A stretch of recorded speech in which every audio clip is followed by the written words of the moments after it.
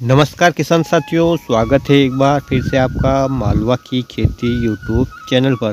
किसान साथियों, इस वीडियो में बात करेंगे मसूर की फसल में लगने वाले रोग और उनके नियंत्रण के बारे में।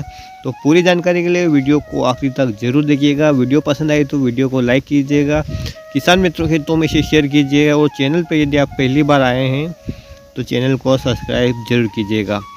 चलिए किसान भाइयों, आज का टॉपिक है मसूर की फसल में लगने वाले रोग और उनका नियंत्रण के बारे में। तो शुरू करते हैं। तो किसान साथियों, जो सबसे पहला रोग आता है मसूर की फसल में वो है रतुआ रोग। रतुआ रोग जो है यूरोमाइमिस विसिया फेबी नामक कवक द्वारा यानी एक फंगस होता है, उससे फैलने वाला ये एक बीमारी है। और यदि परिस्थितियाँ अनुकूल रह जाती है तो कभी कभी इस रोग के कारण पूरी की पूरी जो मसूर की फसल है वो नष्ट हो जाती है। इस रोग का प्रकोप सामान्यतः फरवरी मार्च के महीने में होता है, लेकिन ये कभी कभी आपको जनवरी से पहले या जनवरी महीने में भी दिखाई देने लग सकता है। रोग के कारण कितनी क्षति होगी तो ये डिपेंड करता है कि आपकी फसल की किस अवस्था में रोग लगा है और रोग लगने की अवस्था के बाद मौसम कैसा रहा है। क्योंकि मौसम यदि इस रोग को फैलने के अनुकूल रहता है तो आपकी पूरी की पूरी फसल भी नष्ट हो सकती है। चलो इसके लक्षण के बारे में बात कर ले तो किसान साथियों, यह पौधे में लगने वाला रोग है, यानी जड़ में लगने वाला रोग नहीं है। जड़ में किसी प्रकार की फंगस नहीं लगेगी, पौधे के ऊपर ही एक प्रकार की फंगस है जो ऊपर ही लगेगी। और पत्तियों फलियों की निचली सतह पर आपको पीलापन लिए कुछ सफ़ेद छोटे छोटे धब्बे दिखाई देंगे, जो बाद में बड़े हो सकते हैं और फिर और बड़े हो सकते हैं।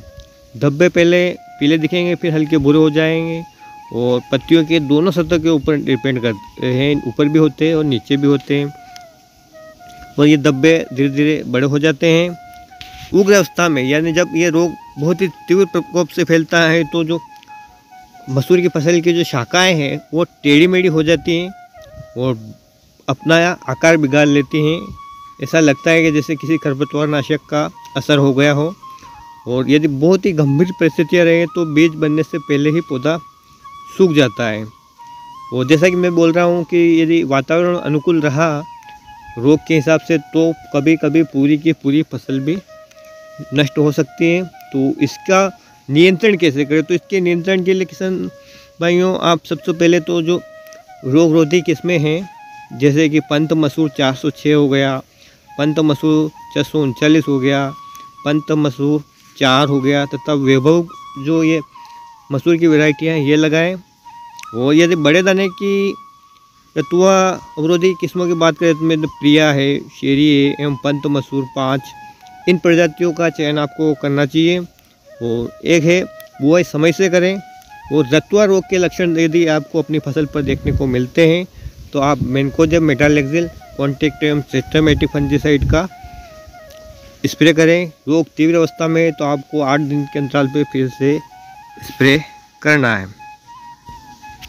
किसान साथियों, अगले रोग के बारे में बात करें तो इसका नाम है उकटा रोग और ये फुजेरियम ऑक्सीस्पोरम नामक फंगस से फैलने वाला रोग है और सबसे अधिक विनाशकारी है।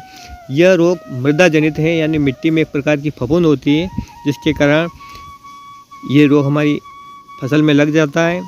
और यदि रोगग्रस्त फसल का बीज भी लेते हैं तो भी किसी भी अवस्था में हमारी फसल में ये रोग लग सकता है और ये रोग पौधों को बिल्कुल नष्ट ही कर देता है। लगभग सभी क्षेत्रों में जहाँ भी मसूर की खेती की जाती है उसमें इस रोग का प्रकोप होता ही होता है। विशेष तौर पर पौध अवस्था से फूल एवं फलियों आने के समय होता है और कभी कभी इसका प्रकोप इतना भयंकर होता है कि 50 से 80% तक फसल को ये प्रभावित करता है। चलिए इसके लक्षण के बारे में बात कर लेते हैं। तो जो छोटे पौधे हैं या नवजात पौधे हैं उनकी पत्तियां सूखने लग जाती हैं, पौधे सूख जाते हैं और धीरे धीरे पूरा का पूरा पौधा ही सूख जाता है। रोगग्रस्त पौधे की जड़ें आपको स्वस्थ दिखाई देती हैं लेकिन उनमें शाखाएं आपको कम देखने को मिल सकती है। इस प्रकार के लक्षण भी आपको इसमें छोटे पौधों में दिखने को मिल सकते हैं। अब बात कर लेते हैं बड़े पौधों की। तो जो वयस्क पौधे हैं उसमें फूल आने के समय या फलियों में दाने पड़ने के समय आपको इसके लक्षण दिखाई देते हैं। रोगग्रस्त की जो पत्तियां हैं अचानक झुकने लगती हैं पौधों का रंग हरा होने लगता है हल्का, और अंततः पूरा पौधा उगता रोग से ग्रसित हो जाता है। और रोगग्रस्त पौधे की जड़ें आपको स्वस्थ दिखाई देगी, लेकिन उनमें जो शाखाएं हैं वो कम होगी। स्वस्थ पौधों की तुलना में जो रोगग्रस्त पौधों को उखाड़ना आसान नहीं होता है, और जड़ों का रंग हल्के से भूरा हो जाता है। रोगग्रस्त पौधे की फलियों में जो दाना है वो अपना पूरा आकार नहीं ले पाता और सिकुड़ जाता है। तो इस रोग के नियंत्रण के बारे में भी बात कर लेते हैं। तो उगता रोग से बचाव के लिए गर्मियों में खासकर मई जून में गहरी जुताई करना चाहिए। बुआई अक्टूबर माह के अंत या नवंबर माह के प्रथम सप्ताह में कर देनी चाहिए, और बुआई की तिथि का निर्धारण इस प्रकार रखें कि रोग उत्पन्न होने की अनुकूल परिस्थितियाँ आने तक फसल पक जाए। बीजों को जो जैविक फंजीसाइड आते हैं जैसे ट्राइकोडर्मा, उससे 4 ग्राम प्रति किलोग्राम से, तथा जो विटावेक्स आता है एक रासायनिक फंजीसाइड, उससे 5 ग्राम प्रति किलोग्राम के बीच की दर से आपसे अवश्य उपचारित करके ही बोना चाहिए। और उगता अवरोधी प्रजातियाँ जो मसूर की हैं जैसे IPL 81 हो गया, DPL 62 हो गया, JL 3 हो गया, का चयन करना चाहिए। ये इस रोग के प्रकोप को आप कम कर सकते हैं। उगता प्रभावित खेतों में अनाज की फसलों के साथ उचित फसल चक्र अपनाएं, जिससे कि मसूर की फसल को 3 से 4 वर्ष तक नहीं बोए, वहाँ पर आप गेहूँ बोए तो आप इस रोग को काफ़ी कम कर सकते हैं अपने खेतों से। मसूर और अलसी के साथ यदि आप मिश्रित खेती करते हैं तो भी उगता जो रोग का प्रकोप है उसमें कमी आती है। रोगग्रस्त फसल की आपको सिंचाई नहीं करना है, इस बात का ध्यान रखें। और जैसे ही आपको रोगग्रसित पौधा अपनी मसूर की फसल में दिखे उसे उखाड़ कर जला देना चाहिए, और खेत की साफ़ सफाई का अच्छे से ध्यान रखना है। थायरम अथवा कार्बेंडाजिम और के साथ प्रति किलोग्राम के बीच से इसे उपचार भी करना है। तो ये तो हो गए 2 प्रकार के रोग। अब बात कर लेते हैं तीसरे रोग के बारे में। किसान साथियों, जो मसूर की फसल में तीसरा रोग लगता है इसे ड्राई रूट राट या हिंदी में बोले तो शुष्क मूल विगलन, और ये एक मृदा जनित रोग है, यानी मिट्टी में जो फंगस है उसके कारण हमारे पौधों में फैल जाता है। पौधों में रोग का संक्रमण राइजोक्टोनिया बटाटिकुला नामक फंगस द्वारा होता है, और इस रोग का प्रकोप पौधों में फूल आने और फलियां बनने के समय होता है। प्राय यह रोग तब होता है जब बुआई के समय मृदा में नमी अधिक हो और तापमान भी अधिक हो, यानी 30 डिग्री के आसपास यदि तापमान होता है और मिट्टी काफ़ी ज़्यादा गीली है तो आपने बुआई कर दी तो इस रोग के लगने की संभावना काफ़ी ज़्यादा हो जाती है। लक्षण की बात करें तो इस रोग से संक्रमित पौधे की पत्तियां पीली होकर मुरझा जाती हैं। रोगी पौधा भूसे के रंग का दिखाई देता है। रोग से प्रभावित पौधों की जड़ें अविकसित तथा काले होकर सड़ने लगती हैं, आसानी से टूटने लगती हैं। जड़ों में दिखाई देने वाले भाग और तनों के आंतरिक भाग पर छोटे छोटे काले रंग के फफूंदी के बीजाणु आप आसानी से देख सकते हैं। नियंत्रण की बात करें इस रोग के तो समय से आपको बुआई करनी है। खेत सूखा जैसी स्थिति न पैदा होना दें। खेत में उचित नमी को बनाए रखें। फसल की बुआई समय पर करें। देरी से बोई गई फसल में रोग आने की संभावना अधिक रहती है। और यदि मृदा की ऊपरी सतह पर अविघटित कार्बनिक पदार्थों की उपस्थिति है तो रोग लगने की संभावना अधिक हो जाती है। अतः आपको इनको बुआई से पहले अपने खेत से हटा देना है और रोग से बचाव करने का यही सबसे महत्वपूर्ण और सर्वोत्तम उपाय है।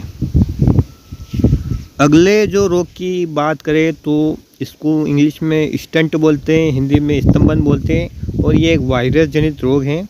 यह सूखाग्रस्त क्षेत्रों में अधिक होता है, यानी जहाँ पानी की कमी है उन इलाकों में ये रोग ज़्यादा होता है। लक्षण की बात कर लेते हैं तो इस रोग के संक्रमण से पौधे बौने रह जाते हैं, उनका उचित विकास नहीं होता है और उनमें जो शाखाओं में जो अंतर होता है पौधे की हाइट को लेकर वो काफ़ी कम हो जाता है। पौधों में पत्तियों का आकार छोटा, रंग पीला, नारंगी या भूरे रंग का हो जाता है।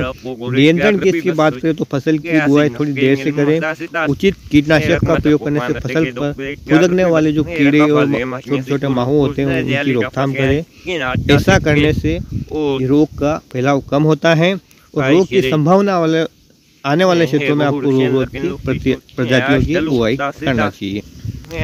अगले रोग के बारे में बात करें तो यह है स्टेमीफिलियम ब्लाइट और यह इतना खतरनाक होता है कि यदि ये रोग आपकी फसल में लग गया तो सिर्फ जो पौधे के ऊपरी सिरे पे ही पत्तियां बच पाती है और बाकी सभी पत्तियां झड़ जाती हैं। और वर्षा होने पर यह रोग आपको अच्छी तरह से दिखाई देता है जब फलियों में दाने भर रहे होते हैं।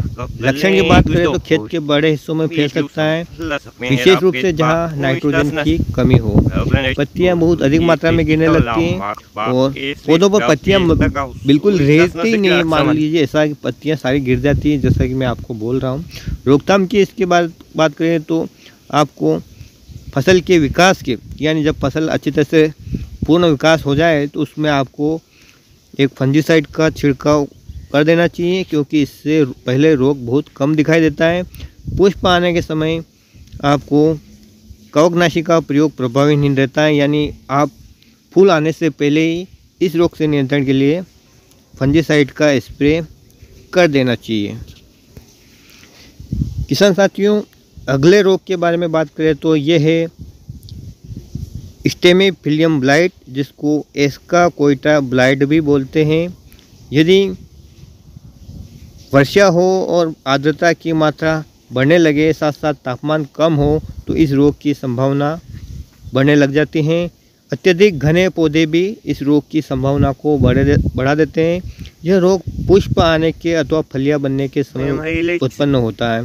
लक्षण की बात करें तो पौधे के निचले भाग में काले धब्बे पड़ने लगते हैं। रोकथाम की बात करें तो रोग रोधी किस्मों का चयन करना है। रोगग्रस्तों को पौधे को तुरंत उखाड़ के फेंक देना है और बुआई के समय पौधे के बीच की जो दूरी है उसको आप थोड़ा बढ़ा दें, जिससे पौधे की निचली सतह पर नमी की अधिकता न हो।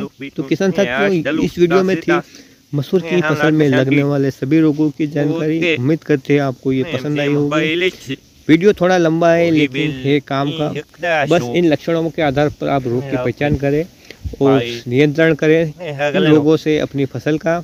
तो मिलते हैं एक नए वीडियो में एक नई जानकारी के साथ। तब तक के लिए ख्याल रखिए अपना और अपनी फसल का। जय हिंद, जय जवान, जय किसान।